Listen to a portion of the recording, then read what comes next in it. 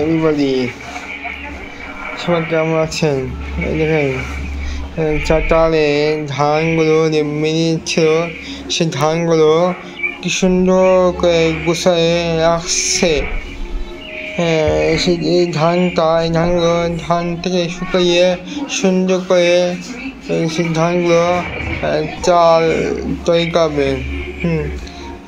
চাল তৈরি করার সময় যদি কোথায় ধানগুলো ধান শুকিয়ে খটখটে হলে শক্ত হলে তারপর ধান থেকে চাল হবে।